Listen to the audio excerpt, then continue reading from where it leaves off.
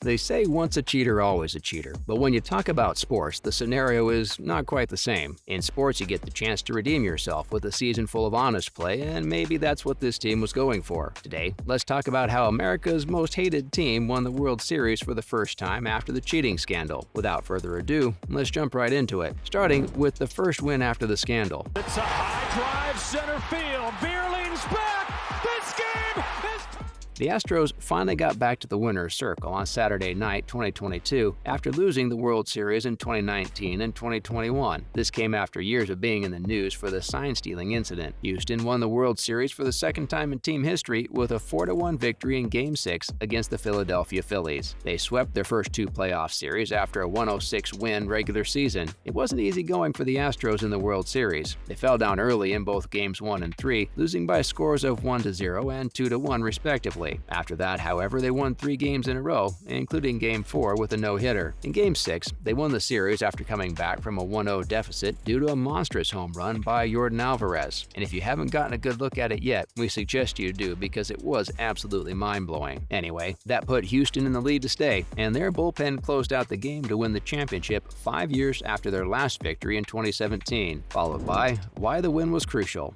And he was explaining to me about how if your mind's not clear, the ball is a full move. Moreover, the victory was significant since it was Dusty Baker's first title as a manager. Baker has been the head coach of many clubs throughout the course of his lengthy career, with success at each location. His teams lost the World Series in 2002 and 2021 under his management, therefore he still didn't get a ring. Given the sign-stealing activities and the overall success the Astros have enjoyed in recent years, it's possible that this World Series victory won't be warmly celebrated. It's difficult to put down their 2022 squad, however. They had a successful regular season and then went on an incredible 11-2 run through 3 playoff series to win the championship. Up next, here's what's next for the Houston team. The Astros might feel that a chapter in their bleak, rebellious history has finally come to an end with this event. Even if the squad were to win the title again after the controversy, it wouldn't be enough to silence the booing or remove the stigma of the 2017 team's ethical breach. But it will make the rest of baseball take notice of the Astros, who are beginning to look like a dynasty. While Bregman and other highly picked batters pushed their club to fame at the beginning, the cycle of local international free agents has become just as dangerous. While Houston's infrastructure is still among the best in the league, it's possible that might soon change. Their plan to expand their plot into a trilogy may call for an additional set of heroes and villains to take charge in future episodes. Moving on to the contracts. In 2023, neither Baker nor Click will have a contract. Baker, 73 years old, celebrated his victory after the game, but gave the impression that he isn't planning on retiring anytime soon. Jim Crane, the team owner, has promised to talk about the players' futures this week. Reports have surfaced suggesting that Click, the general manager brought in from the Tampa Bay Rays to keep things moving after the scandal, may be on his way out. Several key personnel have left in recent weeks, including regime-bridging assistant general manager Pete Patilla, who has joined the San Francisco Giants, and foreign scouting impresario Oz Ocampo, who the Miami Marlins have promoted. Also not signed up for next season is Justin Verlander. The AL Cy Young Award frontrunner entered free agency only days after winning his second World Series ring, having returned from Tommy John surgery at age 39 and first personal World Series win. So what's next? If the Astros front office has its way, the club that takes the field may look quite similar to the one that does in the locker room. The squad has secured Bregman, Altuve, and Alvarez for the foreseeable future thanks to long-term contracts. Free agency is still a way off for both P and Kyle Tucker, the underappreciated all-star who caught the last out. If Verlander leaves, a good 5-man rotation led by Valdez would still be possible. Anyone playing in Houston in 2023 will have a target painted on their back. That, however, has been the case for quite some time, and it hasn't slowed them down one bit. Not to mention some insight on the mind-blowing run by Alvarez. The winning run was capped by a soaring go-ahead home run from Yordan Alvarez. Fans in the stadium's capacity audience of 42,948 erupted into a frenzy, waving orange rally towels as Alvarez's 450-foot home run in the 6th inning faded out of sight. Astros starter Framber Valdez leapt and yelled passionately from the bench. With that, the Astros defeated the Phillies